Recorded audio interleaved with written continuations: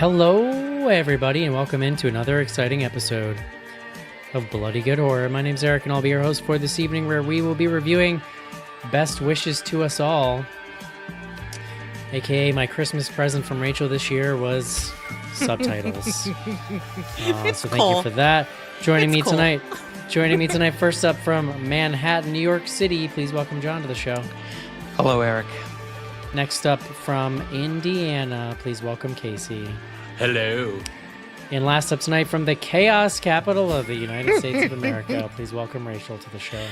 Hello. There are currently a pack of dogs running freely about my neighborhood after being broken out of a minivan across the street from me. There's dogs in the street. Her camera's not working. It's pure chaos tonight. It is. It's very true. I wonder if the two things are related. Rachel, I like to imagine that the dogs were in peril in this car and that the person who was damaging the car was... Freed them? Yeah, it was like a helpful bystander. Maybe. I wonder how many dogs were inside the tires he slashed. Little ones, chihuahuas. He wanted to prevent further harm from coming to the dogs. He couldn't risk them getting run over. Yeah. You know what? You're right. I think you're right. He was just doing a service. I don't have to be scared at night anymore. He's an animal lover. Just an animal lover about town. Rachel, you're not a tire. You're safe. That's a good point. That's a fair point. All right. Best wishes to all. I don't have Eric, anything. we should say right off the top, this is our last film before the year ender. Sure is. Ooh. Get Sure those is. lists ready. Email Are coming you ready? for...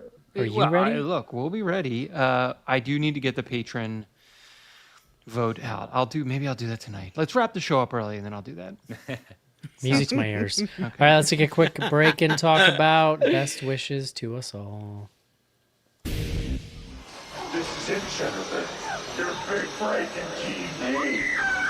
That's the prime time. Main feature.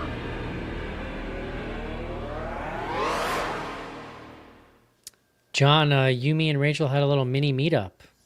Yeah, we Mini did. meetup. Yep. The stars aligned. I rode the subway in New York City all by myself, John. And I didn't get Very lost. proud of you. I mean, my son does that occasionally to get to school. So he's 11. Well, your son is a native New Yorker, John. That's true. Yeah. A native Manhattanite.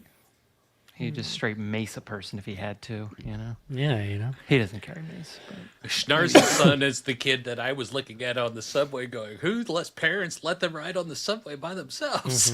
Look, you got to get around, bruh. Mm-hmm. No, you did. Yeah, Eric survived. It seemed like you had a good time. I did get locked out of the bar when I went to the bathroom. Yeah, that was amazing. That was a panicky phone That call. was halfway sort of through the my drinks. fault. I wasn't panicking.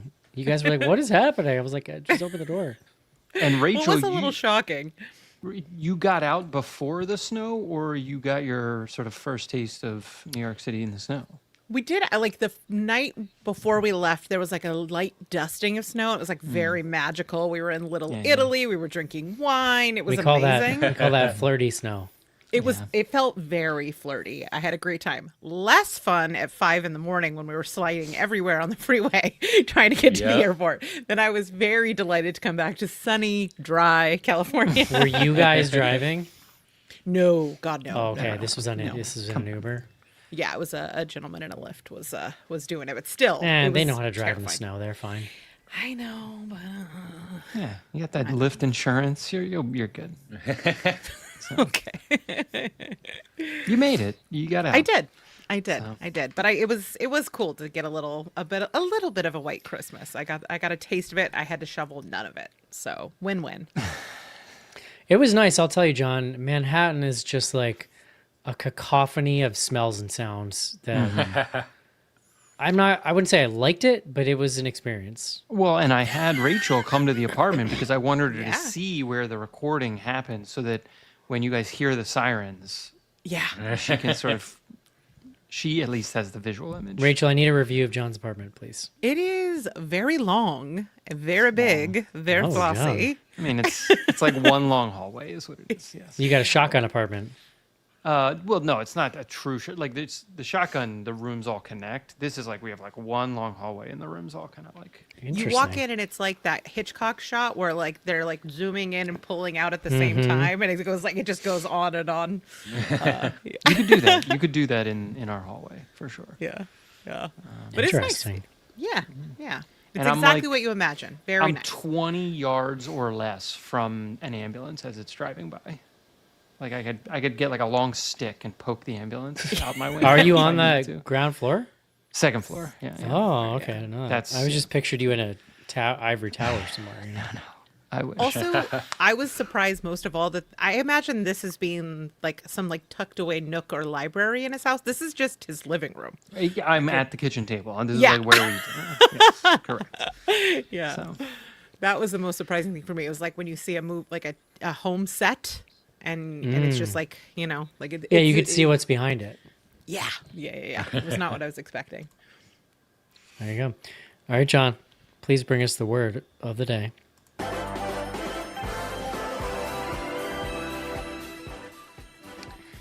I wrestled with it a little bit. The word is like a tad spoilery, but I think it's fine. I think it will work with it. The word is scapegoat. That's SCAPEGOAT, scapegoat. A person who is blamed for the wrongdoings, mistakes, or faults of others, especially for reasons of expediency. And I'm going to skip, there's a second definition, which is actually really kind of more like the etymology. Here's the thing that blew my mind. Do you guys know where the word scapegoat comes from? It is straight out of the Bible, and it is actually, they date it to 1530 in a specific translation of the Bible by William Tyndale. So he combined the words scape, the verb escape, and goat, like the actual like animal, the goat. There's a practice described, a Hebrew practice described in the Bible where they get two goats, and then one of the goats is sort of like loaded up with all the sins, and then they send that goat into the wilderness. Damn. And A that's- literal scapegoat. It is the scapegoat, yes. And so then, you know, obviously over time that becomes, you know, just it moves from the literal biblical sense of scapegoat to, well, you know, the way we use it today. I love that Interesting. we've been trying to find loopholes to not change our behavior since the dawn of time. Wasn't my fault. yet The here we goat are. did it. Send him out. Yeah. Yes. I didn't fart. The goat did. So let's kick his ass. Exactly. Tell me about this movie, John. Yeah, I mean, here's the thing. I don't know a ton because this kind of hit our radar pretty late in the game. It is currently streaming on Shudder. It's dated. If you look this movie up, it has a 2022 date on it, but it looks like it was first distributed sort of end of year last year in Japan. It's a Japanese film, and it came to the U.S. this year, 2025. It is directed by a filmmaker named Yuta Shimatsu. I think this is the second film. He's directed one other movie. I should have looked. Is I think this? this is I- his first. I This did This see is the first. He's done one Takashi. since. Is it Yeah. Takashi Shimizu who's in the credits? Was he like The Ring or Grudge or something? I have no idea. think He was so. listed as a producer. Oh, interesting. Okay. I did not clock that. Yeah, I mean, and so it stars Yeah, he's Grudge guy.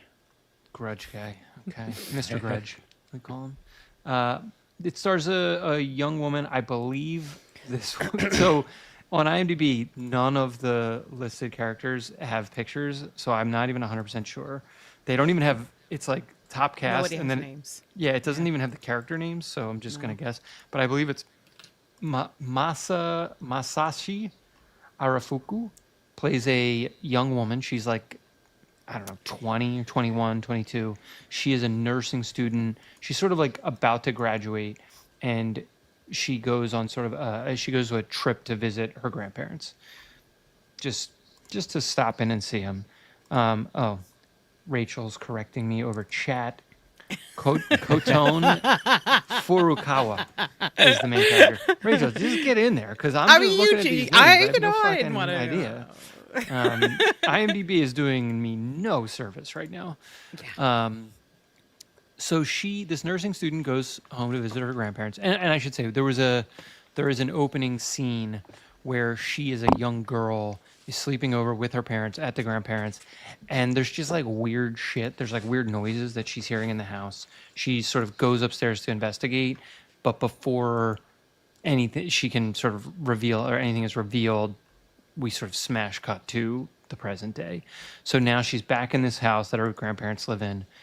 The grandparents are just like a delightful older couple, a grandparent age couple. They live in this sort of post-industrial Japanese rural area that is, it's like, let's say, depopulated. Like this woman represents the younger generation of what used to be a rural community, but she is now very specifically like relocated to Tokyo, and she's sort of coming back for a visit. There's a lot of conversations around, is she happy? Are the grandparents happy? How is everyone feeling? And while she's there by herself, it's just the three of them in this house, she's just like seeing weird stuff.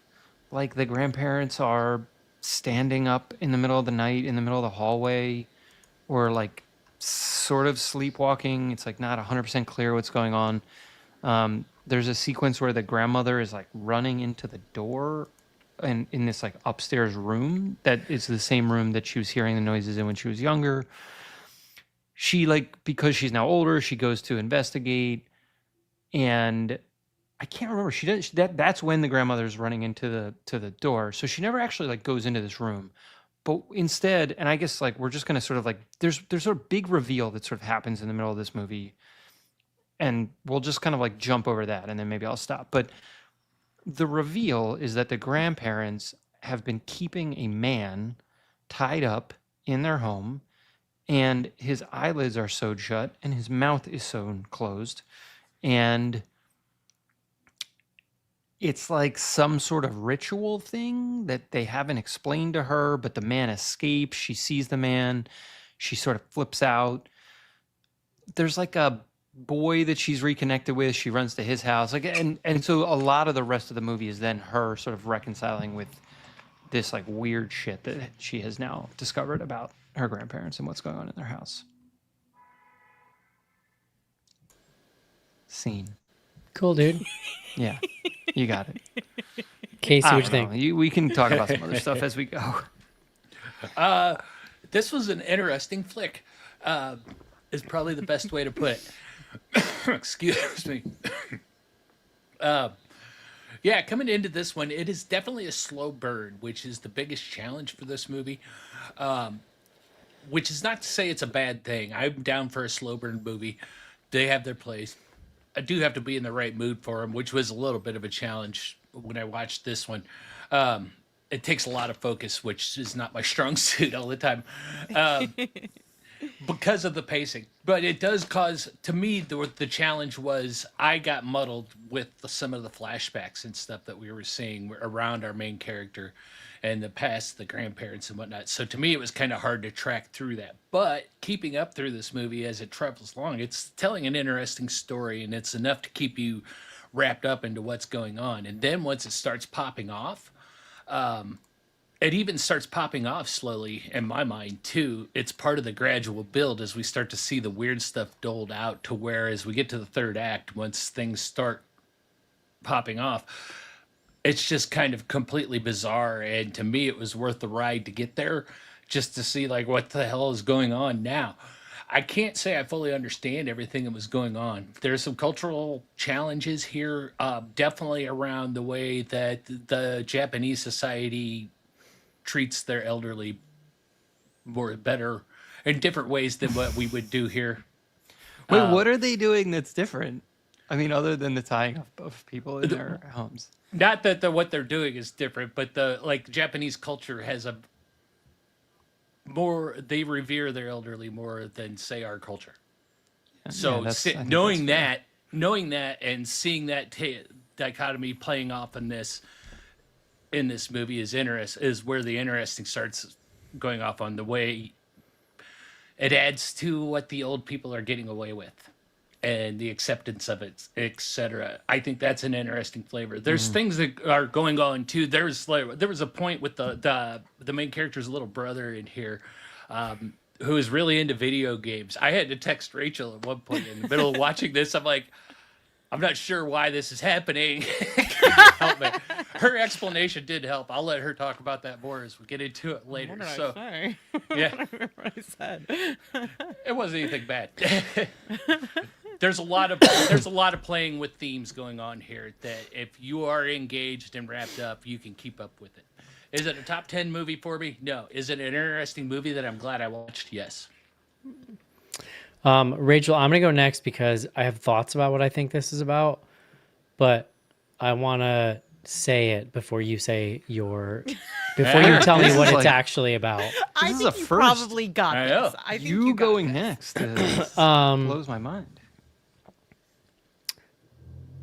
I don't know that this is like for me per se. I do think that it's pretty visually solid. Like it's obviously just, and I've said this before, there's there's a bit of me for me of like what in a film like this sort of cultural and aesthetic like tourism going on where like it's just a beautiful place. Things look different than I'm used to, and I do find that to a degree just kind of stimulating on its own. I think the lead actress in particular is like pretty good at what she's doing. At first it really presents, like I texted you guys, this is like Japanese The Visit. It's very The Visit, literally down to like the old lady like coming at her in the hallway, like creepy walking down the hallway. It does turn at some point. It sort of becomes something different. I think the middle portion of the film for me, where it's just a lot of her walking around, kind of killed it for me in a lot of ways. Like it doesn't, it remains quiet and slow for the duration. Like it never really takes off from where it sets up in the first act. And I think the first act is really solid. I don't necessarily think that is like a deal breaker, but it made it kind of a struggle for me because I just didn't feel like we were growing much from where we were. It is a tight 90, which I can appreciate. I can only presume that this is a film about that this is like a film kind of rooted in classism and sort of resource and wealth hoarding and sort of this idea that like, you ever see those stats where it's like, if the US just took like a third of its defense budget, we could like feed everyone in the world, right? Like those kind of stats. Like that's Eric, we need those guns, man. Come on. the idea that they sort of put forth in the film, and in the film they're putting it forth in an extremely literal way. But to me, it's a literal illustration of a very simple concept to understand allegorically, which is like, we are privileged and taken care of and have resources purely because of the luck of the draw of where we were born. And some people in America do better and worse than others, but we're all kind of doing better than like the person in sort of the worst place in like Africa, or a place that's like very poor and like struggling.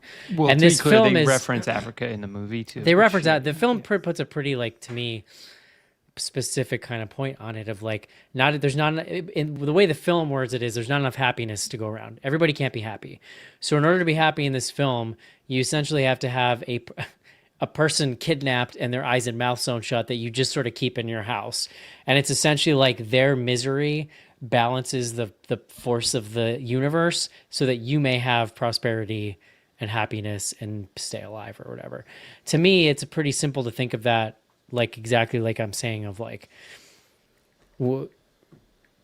we have these things because other people don't. Yeah. And I think that there's an interesting thread where the daughter, when she discovers this, is she's horrified and she feels really badly. And the family, everybody's laughing at her like, you didn't know this. And the father even like really directly says to her at some point, like, you can pretend like you didn't know this, but deep down you understood it. And there's this very telling conversation about vegetarianism in the beginning where they're basically like explicitly describing the life, how terrible the life of the pig was. And this is them sort of trying to put a point on like, you can sugarcoat this all you want, but if you eat this thing, this is where it came from. And I feel like there's cultural stuff you're clearly like, I can't understand. I can only apply my own lens to it, but it feels like they're saying something about like,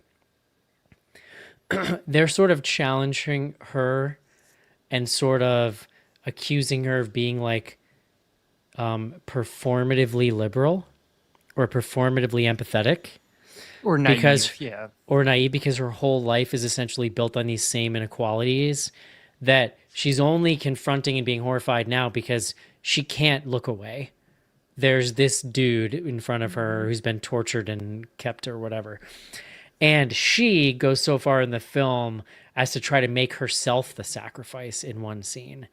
And that's her sort of trying to prove it, which is fascinating. Like in the end, she goes along. In the end, she Well, yeah. acquiesces to the system, which is really the fate of most of us who try to have empathy and whatever. It's like, like you're trying to fight capitalism, but you have a cell phone. And it's like, okay, we're all slaves of the system we are born, right? We're all like, we are all required to use the tools of the system we are in to, even if we're trying to fight it. So again, this is me putting my very Eric, specific I think you got it. I think Yeah, you American got it. lens Eric. on yeah, it, pretty but- much. but it's interesting the way I think I think that conversation about the meat in the beginning is really pointed because like that is a thing we all do for those of us who eat meat and like just you try not to think about it, Well, yeah, but it's it's like the only way it's you can do there. it. And so that the movie sort of suggesting like, okay, well, you're complicit in the system then the same way that she's learning that she is. Yeah. Eric, you've Am I thrown us off. Who do you want to go next? Am I smart? I can't tell. Did I do it? Let me also. I mean, you did yeah, great. I'm like looking at my notes and I'm like, I think you got it. Wrap it up. You want All to right, Rachel. show? Well, what I want to know is like Rachel, what did you think of this? And I want to know your thoughts on like why you brought this to us because this was a Rachel suggestion for year-ender consideration. Yeah.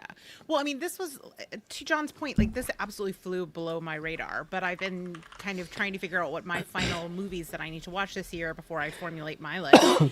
And I saw this starting to pop up on a lot of best of year enders. And I was like, oh, the hidden gem of the year. Let's check it out.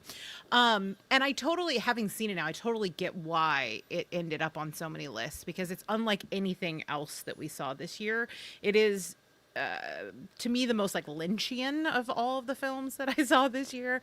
I think if you try to engage, I'll with buy this that movie- comparison. I don't love David Lynch movies either, but Fair, very fair. They have a strong flavor that you either like or you don't. But I'm sorry, I lost my train of thought. But yeah, no. So that was kind of how I ended up here with this movie. I think you're right in terms of your interpretation of this film. I think that this is absolutely about late stage capitalism. To Casey's point, there's probably a lot of things that are specific to Japanese culture that are, getting lost in the mix. But, exploitation is sadly very universal. And so I think it's pretty effectively mined here. I've also seen some interpretations of this that I could buy into, that this is actually a film about fascism and about our need for, as humans, for hatred and scapegoating, Yeah. which also feels like a fair assessment and an appropriate read for this, and Well, just as timely. The only thing there, Rachel, is like it was not clear to me at least that the quote unquote scapegoat characters are like othered away, like they're just sort of other people from the community, aren't they? Like that's where, I mean, you're right. Like as an allegory, it Yeah. makes sense, but I don't know. Yeah, I mean, well, I think you get into, if you look at the people that they've grabbed, there appears to be some class difference. And again, that could Yeah. be something that's lost Yeah, in yeah. translation. I think that's a movie that if you try to engage with it on a very literal level, you will be frustrated because it is very metaphorical. in terms of its scariness, I would say it's much more unsettling. There are some visuals and moments in this that are going to haunt me and stick with me, but it's ultimately like the human cruelty and ambivalence that are the most disturbing about this. And I think it does a very good job of weaponizing her, you know, conscious or unconscious turning of a blind eye to what's happening, as we all kind of do. To your point, like when you talk about the cell phones, we all live the lives that we do and have the comforts we have because of the exploitation of others. Whether we like try to live our lives very ethically, it is unavoidable because of the way the system is set up. Here we're demonizing them because it's hands-on, but it is reflective of like actual like the culture that we live in now. So I thought this did a very good job at exploring a very modern horror that feels very relevant to the life that we're living. I think it does a good job exploring and indicting some of our most egregious and pervasive modern horrors. And I think it was disturbing and thought-provoking, which are two things I'm always going to celebrate in a horror film, even if sometimes like the pacing maybe did not keep up to the level that I would have preferred. But yeah, so overall I thought it was pretty good. John, what do you think? I like this movie a lot. Yay! To me, well, so it is one of those things where you're sort of like pleasantly surprised by a movie you've never heard of. Even Rachel, when you were like, "Hey, let's go watch this movie," it's on Shudder, Best Wishes or whatever it's called, and I did not even realize it was a Japanese movie. Like I turned on the thing, and when Eric texted about it being subtitled, like I had that moment where I was like, "Oh, this is in Japanese." Okay. Can I throw out some comps, some filmmaker comps that occurred to me? I mean, you said Lynch. Lynch is a good call, yeah. Well, the thing that this movie is doing and that this director is doing, to me, felt very much like a Jordan Peele movie. Now, it is lower budget for sure. Like, especially when you talk about some of the second or third Jordan Peele movie. But the sort of like thing where the movie has a big idea at its core, you treat the idea very sort of literally, and you carry forward, to its most extreme, how the people would interact with this idea. The other one that like, there's some of that sort of, I don't know, I would call it like early Yorgos movies. So like The Lobster, I feel like similarly is another movie that's these are like character movies in a lot of ways, but that have this sort of very big weird thing in the middle of them. I think the performances here are all really good. I think that this young actress is asked to carry a lot, and I think does a pretty good job. I thought the grandparents were awesome. Like just like some really good older character actor type performances. I love just like the way they kind of joked with each other during dinner, and were they like oinking it, or they were making like animal noises at one point. Like there's just like some very weird shit that these grandparent actors are asked to do. And even when you get the parents and the rest of the family injected back in for the third act, there are familial dynamics that are happening that we're sort of experiencing. And yes, they're Japanese. It's like there's a cultural level or layer there that's a little different from what we're used to. But it's like a parent and their kids, and everyone's in this sort of multi-generational situation. I don't know. So it really worked for me. We talked about what is the movie about. You hit it, Eric, and like Rachel, some of these whatever the scapegoats are meant to stand for at a certain point, it's sort of what the movie's really about is her reaction to, however genuine, sort of discovering this and truly being like horrified when confronted with what it means or what it has taken for her family to experience happiness. And I mean, even the decisions she makes, I don't know. It all very much like hung together for me. Pacing wise, it could have, there's always things you could nip and tuck, but I do think this it worked really well. I almost wish I had seen it in the theater.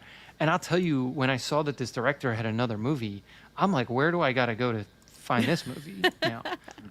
Because I really am interested after having seen this. So, yeah, I guess that's where I land. Nice. Did anyone else laugh when the guy got hit by the truck? Yes. Oh, yeah. The way this very baby funny. laughed, The bounce. he bounces. The flop. It was the flop for me. Yeah. That was like Well, the best one of those kind of punts we've seen in a movie, I think. Even when he first goes outside, like his little dance when he hits the sun, I was like, what is going on here? Well, that whole Yeah. sequence where he's walking and then the girl is following him and then the grandparents are following the girl and they're all just like walking. Yeah. Yeah. And then you have the parents coming in.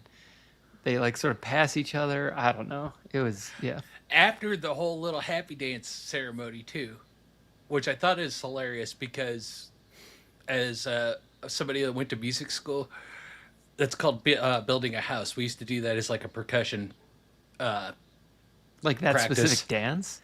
not the dance, but doing the one person starts one beat, like the guy doing on the floor, and then the Oh, next yeah, person adding the next stuff. We do that a lot with the percussion.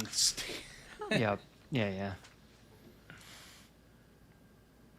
I was gonna say too. I didn't mention it in my at the top talking about it. The movie that this brought to mind for me a lot was Parasite from South Korea, with a lot of the classism and kind of the going back and forth with the classes. Just it's a kind, very- it's kind of like a flipped version of it, right? A very deep kind of meditation on very specific societal class things. Like, Right. yeah, And it's kind of flipped here, but it's kind of like a same study. there was another comment. The comment that the older person makes to her in the beginning, I thought was interesting. Like when she's crossing the road and the old lady's like, it's not fair what you do for us or something, which made me think this was going to be a generational thing, but Yeah. Well, it is generational in that the grandparents are the ones that are sort of like doing the really bad thing to maintain happiness for the entire family. And then we have the sort of like boyfriend, the guy, the person from town that she's like friends with from back in the day, and his family. I guess I wasn't clear if his family made a proactive decision that they weren't going to do this practice. That was one of the questions I had, and I don't know if there was like anything that was ever explained. Like, there are people that practice this thing, and then there are people that don't practice this thing, and that's what prevents them from ever being happy. However, like once you start practicing it, Yeah. it also brings along toward the end of the film when this guy escapes and then gets killed and they don't have the person to take their unhappiness or kind of be the scapegoat, they all start to experience all these like really gruesome physical symptoms, including the grandmother being pregnant again. Yeah. Oh, I don't think that's not a gruesome thing. That's a good thing. That Oh, happens. no, sure, you're Yeah. right. We like well, maybe in the context of the movie, but I didn't I am enjoy it. pro-natal, to be clear. Yeah. Yeah. I wasn't crazy about it. So with your with your theory, Schnars, that like that's the grandparents that are doing this for the entire family. There was also the aunt, right? Yeah. That had Yeah. a mummy in her little house, right? So Yeah. was she doing her own? Yeah. She was. Yeah. Was she not supposed to be doing her own?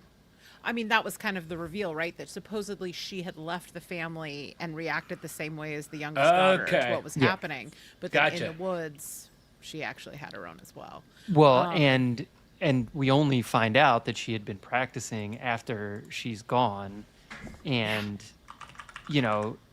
she was clearly experiencing unhappiness because her Yeah. scapegoat person was gone.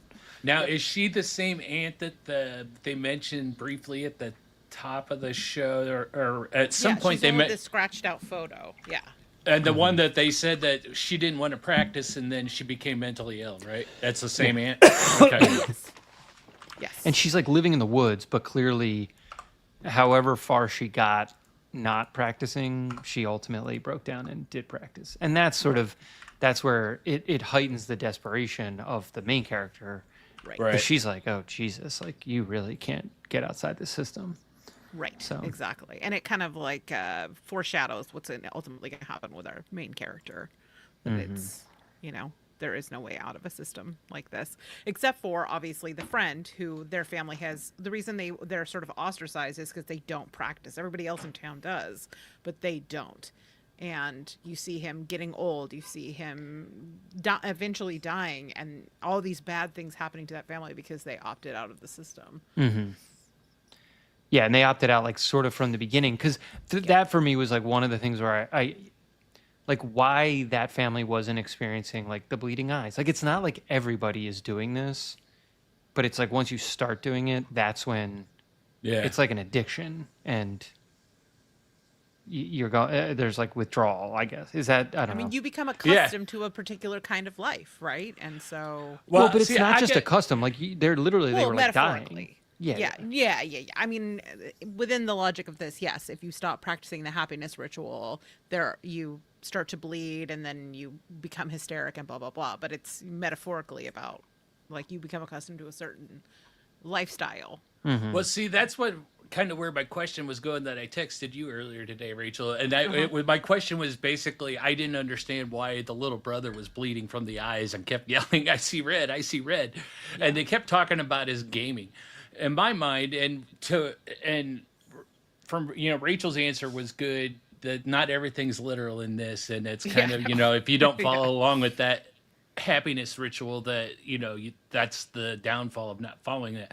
So in my mind, I kind of interpret it, though, because they kept talking about the little brother and how much time he spends gaming. So was that kind of like he was just too aloof about the whole process and too into his games, and that's why he got affected? Or did he actually skip something intentionally earlier that I missed? I mean, they were all bleeding by that point because the grandparents True. were bleeding out of their ears. She was bleeding out of one of her eyes. I mean, it could have been some sort of commentary on that's the way that he benefits from the system, is like his obsession with video games and having access to those games. I don't know. Yeah, I can see that angle too. But I think it's also just about the reaction, like the non-reaction of the parents, where they're so like sociopathic about it, Yeah, yeah, because that's really kind of shocked me into bewilderment in that scene, because the kid he's playing video games. They mention about, all he does is play games, and they're trying to get him to eat more. And then all of a sudden he just starts yelling, I see red. He turns and looks at the parents, blood streaming down his face, and they're like, oh yeah, he started. Yeah. Yeah. Yeah. But at this point in the movie, us, the viewer, we're kind of like, he started what? What the hell? Well, because like even the grandparents withhold all this information from the daughter. Like that's where some of the tension comes from the fact that like they're not reading her in, and so she's then we're finding out things with her Yeah. ahead of them explaining it. Whereas if they had just like sat down and been like, well, here's what we do, and here's what happens if we don't do it, like it undercuts a lot of the tension. But yeah. Yeah. Right. The more Yeah. we talk about it, it makes me think of even like Saltburn in a way, with the way that the families were with that, with the generational wealth, and you get that depravity that comes into with that really feels like a take on that too. It's almost, but I would say like, so here the difference is like the grandparents are the ones doing the practicing day to day almost have like the most respect for the process. Then Yeah. you have like the son who's bought in, the son being our main character's dad. He's like bought in, but sort of like not takes for granted, but his parents are still doing the bad stuff for him. And then you have the kid who's like playing games and like gives zero Fs about the privilege that he gets from this misery scapegoating that's happening. That's generally Right, what so- kids are like. Yeah, they're not degenerates like the family in Saltburn, but they No, are no, aloof. yeah. They are aloof to the pain that they cause.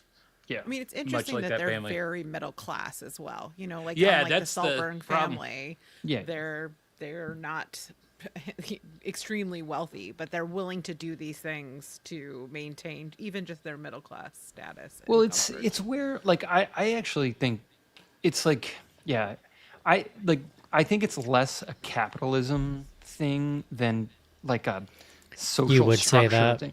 No, I mean, look, because it's not the relationship that they're like experiencing and benefiting is not an economic one. Like it is about just like their happiness, sort of in a more basic sense. I mean, look, it's an allegory for capitalism, sure. Like you can read that way, but I do think, and that to your point, Rachel, like this is not like, again, these people are not super wealthy. They're living in like a depopulating part of like rural Japan, and they have this sort of like weird practice that just, but it's almost about like the toxicity of people who might have a zero sum mentality about the happiness in the world. Like that's really what it's at the core. It's like there, if you posit that your happiness is premised solely on somebody else being unhappy, then like they're taking that to the most extreme literal end. Yeah. Yes, but I also think that the conversation about Africa is really relevant because they're Yeah. talking about like that's how you tie it to just sort of like our global economy and the way that we run on things like fashion and all kinds of resources like, you know, precious metals. All of those things are about exploiting, you know, these other countries and these other people, and their misery and their enslavement is how we have luxury and comfort. So to me, I feel like you cannot, I get what you're saying, but I cannot Yeah, separate it from but like very overt commentary about late The stage people that capitalism. the people that are being scapegoated here are not from another place. They're like literal members of the community. Right. Yeah. So you know, yeah, I get it. But yeah, That's the part that really confused me on this was like the selection process on how the family found who they were going to keep, because there was a couple times in that transition from the first to second act as our main characters started picking up on what was going on here. I felt that there was a couple times that the family was mentioning that maybe, you know, if she didn't buy into it, she could be the one. they were saying my read of it was that they were saying she had to find someone. Yeah, she Okay. could find someone. That's She why was they all just basically were kind of responsible. laughing when she started to sew her own eye shut. They were like, "Oh, this should be interesting." Yeah. But there's that moment where the old woman comes up to her and is like, "Oh, this is very tragic. You know, don't take us though. We're very old. You don't want us. You're so strong. You could go get a man from town." So there is, I don't know what the commentary is there, but it feels like it's saying something. That to me feels like probably something that's getting lost in the translation of Japanese culture. Well, I was starting to think about that too while watching this, and there's that scene where she went to like there's like a little convenience store or something, and the three kids came out at first talking about the snacks they found, and she walks up and stabs the kid, Yeah. and it turns out to be all in her head. But in my mind, because so in me, I was kind of picking up on she had to find somebody, and then that turned out to be like a dream sequence, and then I thought that was kind of her walking away from it. Is that correct? I mean, I Like think she's trying to resist it. I think she's probably getting to a place like it's a process to where That's she her gets to where she's wrestling at in the her end. mind with it. Yeah, exactly. she And couldn't it's the get kid herself that she there. saw bullied that she like kind of protected at the beginning, and so I think it proves kind of like where she was in terms of her emotional and mental Well- journey with making this decision. Yeah, and then she She wasn't has the there yet, but conversation. she could visualize it. Yeah. Well, and she has the conversation with that kid, and she's like, "You seem a lot happier." And he's like, "Yeah, we've basically started doing the thing." Yeah. Right. Yeah. So, And I We learned to gave in. accept it. Yep. yeah, That's really those scenes like that though.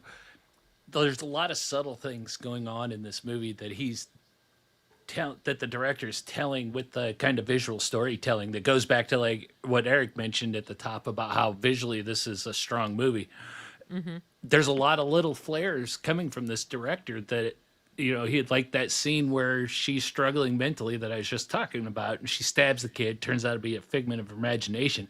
It was kind of confusing in the moment, but at the same time, it felt more dreamlike and realistic when you look back on it, to where we usually get kind of they cut it, do a more of a hard cut to make it feel like an exposition dump, kind of like a mini. This there's a lot of fluidity to this movie. Yeah. I think that's true of the dream sequence too, where she sees him dancing and the family is, what did you say, building a house with the Yeah. percussion? Is like, rather than sit there and have her tell you, like, I did know this was happening all along. And you get to actually see a visual representation of her coming to that realization that she did know. She did know. She just didn't want to know. She was willfully ignorant of it. At least that was my interpretation of that scene. But who knows? Maybe I'm crazy. Oh, yeah. I think makes sense. I'm coming out stronger on this movie now that we've talked about it. Yes, come over to our side. Let's see. Eric's ready to lay down, I think.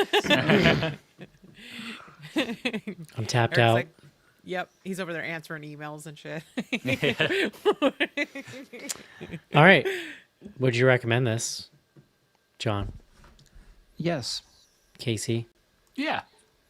Rachel? Oh yeah, definitely. I'm gonna say no. Nah. All right, let's take a quick break and do some fan mail.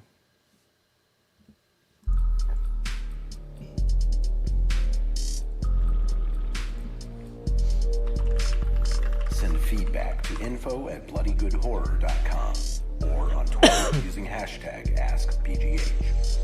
Join Patreon to get back episodes and much more. Patreon.com/bloodygoodhorror.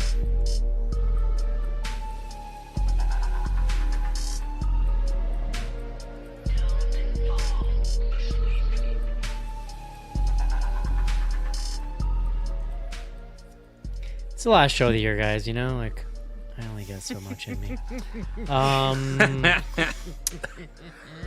I would put this on my top 10, but it is not better than Deathstalker, so not today.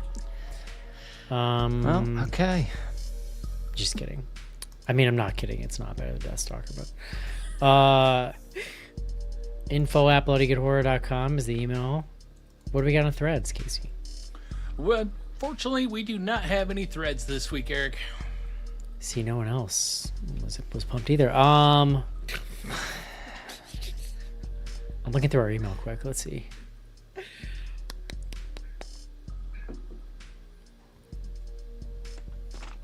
You want a free quick link exchange, John? Sounds sexual. Ooh. You want to join my horror podcast web ring? Oh, I love a web ring. Can I get a little graphic to put at the bottom of my website? Absolutely. We'll make it animated for you. That's the best part of a web ring. You know what I mean? You get that validation of having the little graphic. You know? Oh, yeah. That means you're My in. life was simpler then. I want to go back to an era where 1,000%. web ring was a thing. Yeah. I Web ring and completely RSS I had feeds. blocked web rings out of my brain. You guys. Me as well, but I feel like I felt such a wave of nostalgia when you said it. Do you remember this, John? Oh yeah. Or like a banner swap? That's what we used to do like in the early days of Bloody Good Horror. Oh, yeah. Is you would have a page that was just links. And like sometimes there were text links, but if you like really like this site, you could swap banners with them.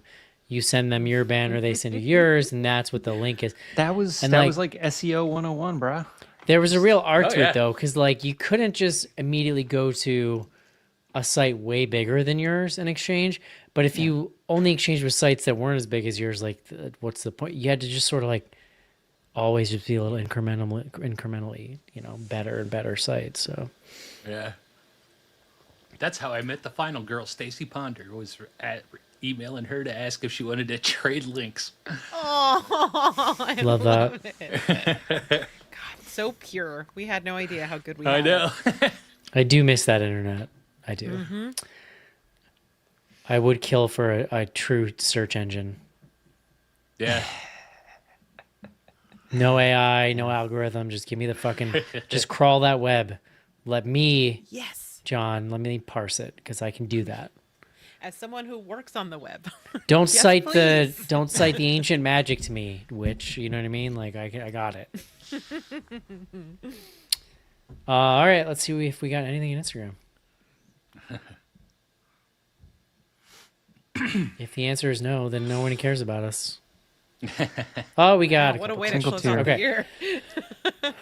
year. Montreal says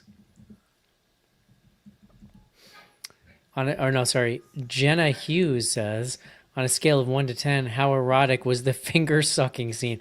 I wanted to die. We've talked Oh about my God. my feelings on fingers and mouths. It was the worst. I wanted to bring that up though when John was talking about the And then she grandparents looks at acting. the granddaughter and The she just steady eye smiles and she's contact. like, "Eh." Yeah. The kind of the eyebrow way. Give her the Oscar now. What are we doing, guys? Come on.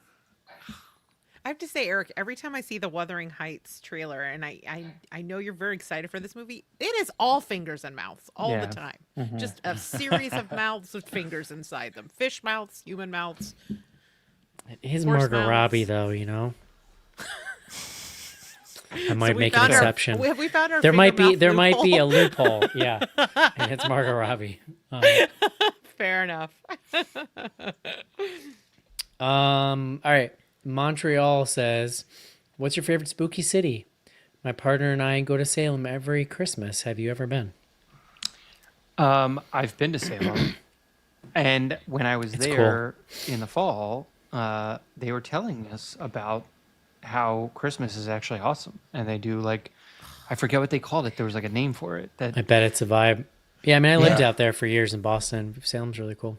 I made it there last year too. I think it was last year. I love that place. Loved Yeah. it so much. I got a tattoo. Yeah, I love Salem. That was going to be my answer, but since it's already taken, rude, I'm going to say Edinburgh is another really awesome spooky city. I feel like any European city, you catch it in the right light, and it's a little Yeah. spooky, you know. True. But yeah. Anytime there's like a lot of like plague action there, Yeah. it's pretty spooky. A lot of Gothic architecture, spooky. I haven't been to New Orleans yet, but I do want to go and do all the cemetery tours. Oh yeah, I bet that's. I spooky. don't actually live that far from Sleepy Hollow. It's apparently a fun little visit.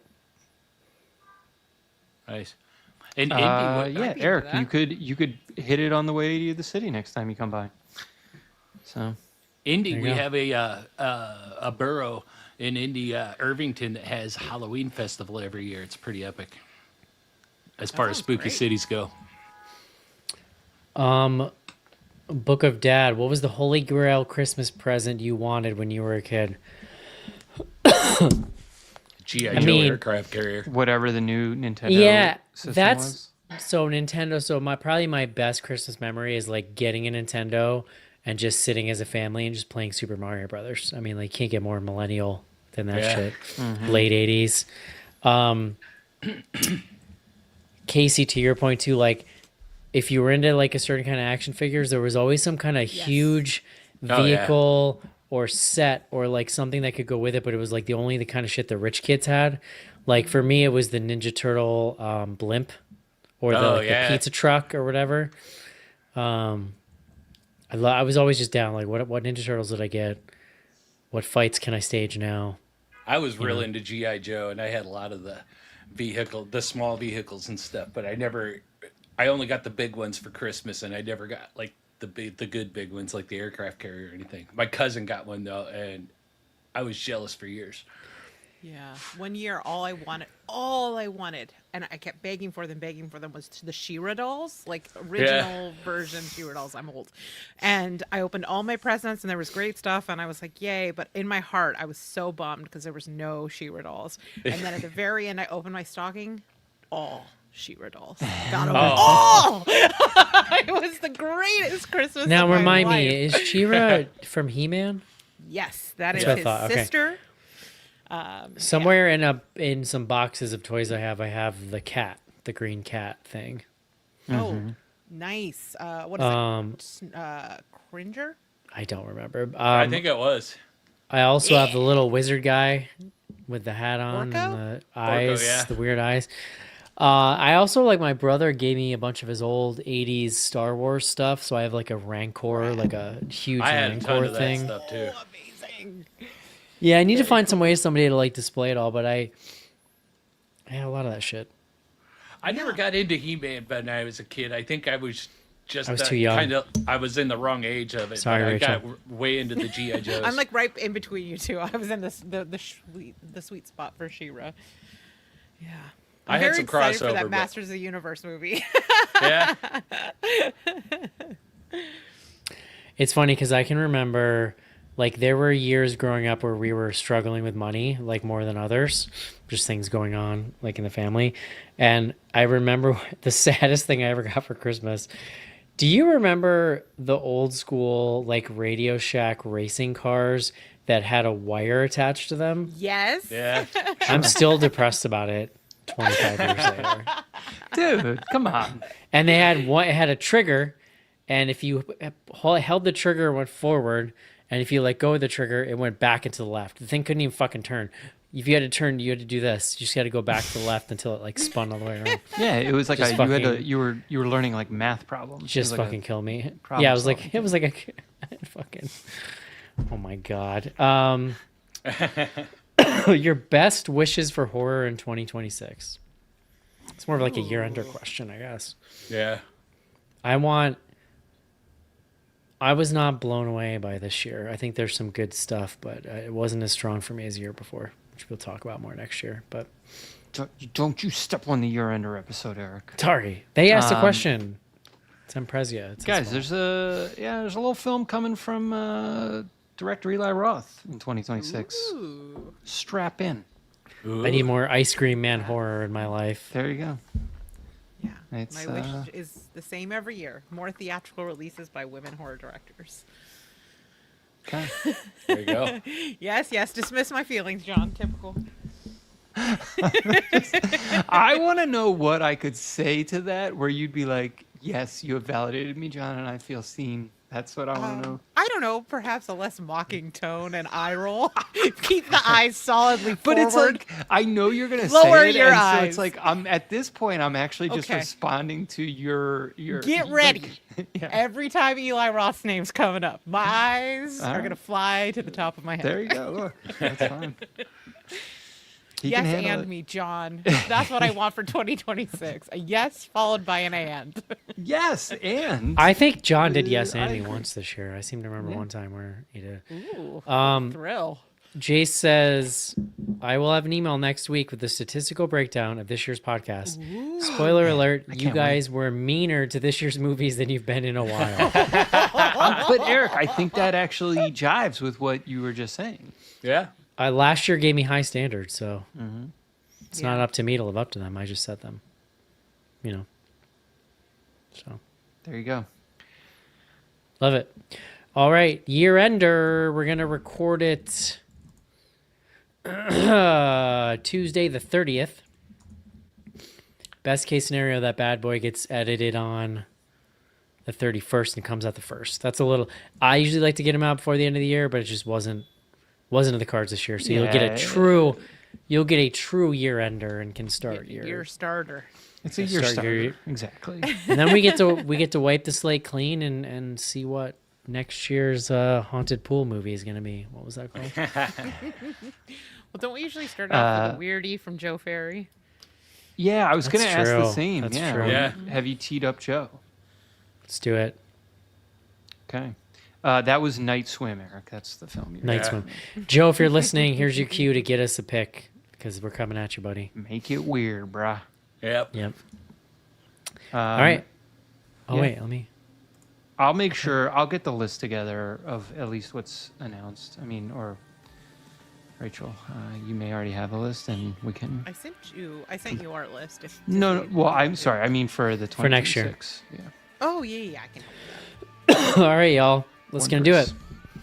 The last regular episode of 2026. What a year it's been. That's all I got. Next week, the year ender. Hope everybody has a great holiday, and we'll see you real soon. See yous. Bye-bye. Bye-bye.